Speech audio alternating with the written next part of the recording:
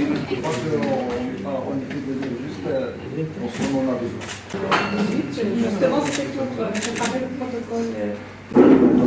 Opérationnel. On constate un nombre. Nous avons au niveau du ministère de la Santé et au niveau de la direction de l'épidémiologie une cellule de veille et de suivi pour surveiller la situation épidémiologique de la grippe saisonnière de cette année.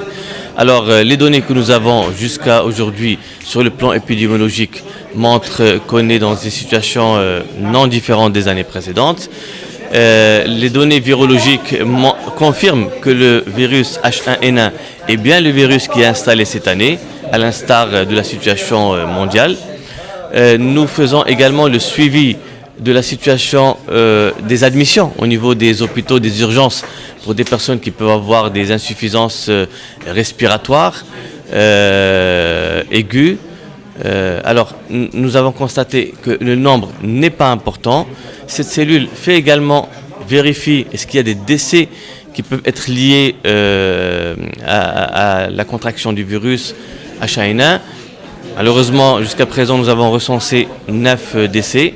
Je voudrais à cette occasion présenter mes condoléances aux familles et encore une fois réitérer le fait que la prévention est très importante pour les personnes à risque, qui sont les personnes âgées, plus de 65 ans, pour les femmes enceintes, pour les enfants moins de 5 ans, aussi pour les personnes qui ont des maladies chroniques. Alors, toutes ces personnes-là devraient d'abord adopter un comportement sain, se laver les mains, ne pas s'approcher des personnes contaminées, mais aussi, lorsqu'ils sont atteints, qu'ils sentent que leur situation ne s'améliore pas, qu'ils ont des difficultés de respiration, qu'ils n'hésitent pas à s'adresser aux médecins, aux centres de santé ou aux urgences en dehors des heures de travail, qui sont mobilisés, ceux du ministère de la Santé ou chez le privé avec lequel nous avons le contact permanent, qui sont mobilisés pour les accompagner.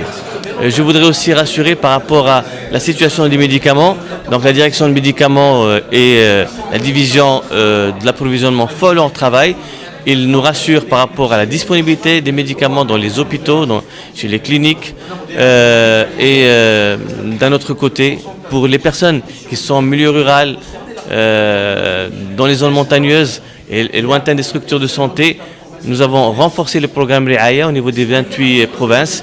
Donc les équipes médicales sont mobilisées pour des tournées mobiles et s'approcher au plus près des populations. Donc nous, encore une fois, je voudrais rassurer et dire que le ministère de la Santé maîtrise la situation et tous mobilisés pour qu'on puisse dépasser cette phase épidémiologique saisonnière. Le plan épidémiologique est normal, comme vous l'avez vu sur la tour, n'est-ce pas? Exactement. Ça, madame. Très bien.